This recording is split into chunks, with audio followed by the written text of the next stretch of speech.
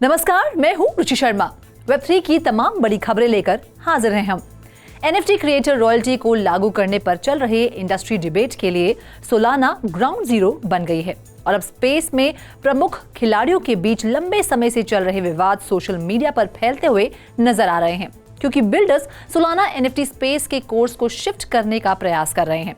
Thursday को अपने tweet thread में सोलाना के NFT स्टैंडर्ड के निर्माता मेटाप्लेक्स ने आरोप लगाया है कि top Solana marketplace magic Eden standard को कंट्रोल करने की कोशिश करने के लिए कोऑर्डिनेटेड प्रेशर कैंपेन का नेतृत्व कर रहा था। हालांकि सोशल मीडिया पर चल रही तीखी बहस में मैजिक ईडन ने तब अपने खुद के एक ट्वीट थ्रेड के साथ जवाब दिया, जिसमें लिखा था कि मेटाप्लेक्स ने SOL पर NFT स्टैंडर्ड पर नियंत्रण करने की कोशिश करने का झूठा आरोप लगाया था। बढ़ते हैं अगली खबर की ओर।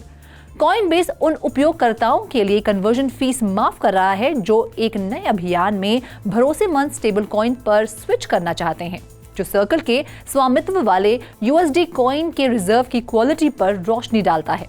कॉइनबेस ने शुक्रवार सुबह एशिया टाइम में पब्लिश्ड ब्लॉग पोस्ट में कहा, पिछले कुछ हफ्तों की घटनाओं ने परीक्षण के लिए कुछ स्टेबल कॉइन रखे हैं और इस तरह से हमने सुरक्षा के लिए एक उड़ान देखी है। हम मानते हैं कि USD कॉइन एक ट्रस्टेड और रेप्यूटेबल स्टेबल कॉइन है। कॉइनबेस ने कहा कि आज से ये ग्लोबल रिटेल कस्टमर्स के लिए USDT और USDC में बदलने के लिए फी माफ कर रहा है। बाकी अहम खबरों के लिए करते हैं विशाखा का रुख। Over to you Vishakha. Digital money institute की थर्ड एनुअल पेमेंट्स रिपोर्ट पहली बार सेंट्रल बैंक डिजिटल करेंसीज के साथ साथ दूसरे भुगतान यूटिलिटी को क्रॉस बॉर्डर पेमेंट के लेंस के माध्यम से देख रही है। ऐसे में रिपोर्ट में अंत में पेमेंट्स पर्सपेक्टिव से मेटावर्स को देखते हुए बताया गया, इसे सबसे पहले और सबसे महत्वपूर्ण डिजिटल इकोनॉमी के लिए एक मॉडल कहा गया है। मेटावर्स में क्रॉस प्लेटफॉर्म इंटरऑपरेबिलिटी महत्वपूर्ण है और इसके लिए बिजनेस मॉडल में बड़े बदलाव की जरूरत होगी। रिपोर्ट में सिटी के अनुमान का हवाला दिया गया है कि वह मेटावर्स एड्रेसेबल मार्केट को $13 ट्रिलियन तक पहुंचा सकता है। वहीं दूसरी खबर में ब्रिटिशर्स द्वारा मोटे तौर पर मेटावर्स की परवाह नहीं की जा रही।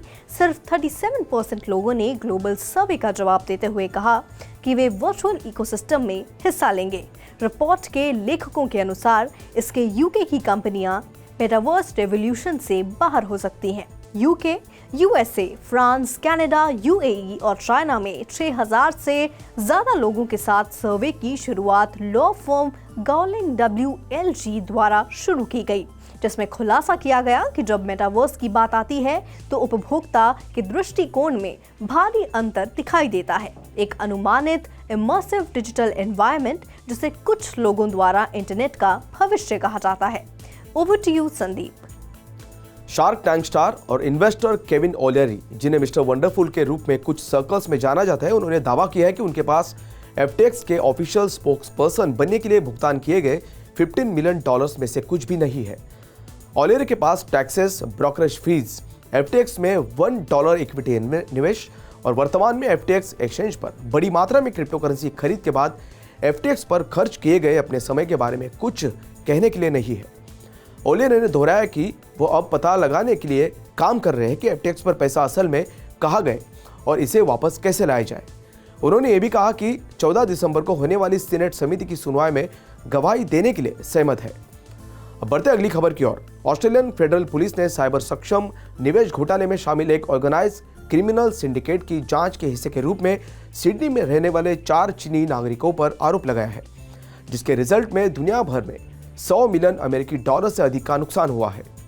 27-24 के 2 व्यक्ति तथा 19 साल के 2 व्यक्ति ऐसे 4 व्यक्तियों पर अपराध से संबंधित अपराधों की आय का आरोप लगाया गया है और ये जनवरी 2023 में डाउनिंग सेंटर लोकल कोर्ट में पेश होने के लिए निर्धारित है। इस स्कैम में लेजिटमेट इलेक्ट्रॉनिक ट्रेडिंग प्लेटफॉर्म्स का अवैध हेरफेर शामिल है, जो आमतौर पर फॉरेन एक्सचेंज ब्रोकर्स को लाइसेंस दिया करते हैं, जो तब अपने ग्राहकों को सॉफ्टवेयर प्रदान करते हैं। तो ऐसे में आज के लिए बस इतना ही। ऐसी वेब3 से जुड़ी सभी खबरों को लेकर हम फिर आपसे मिलेंगे। देखते रहिए 3.0 TV।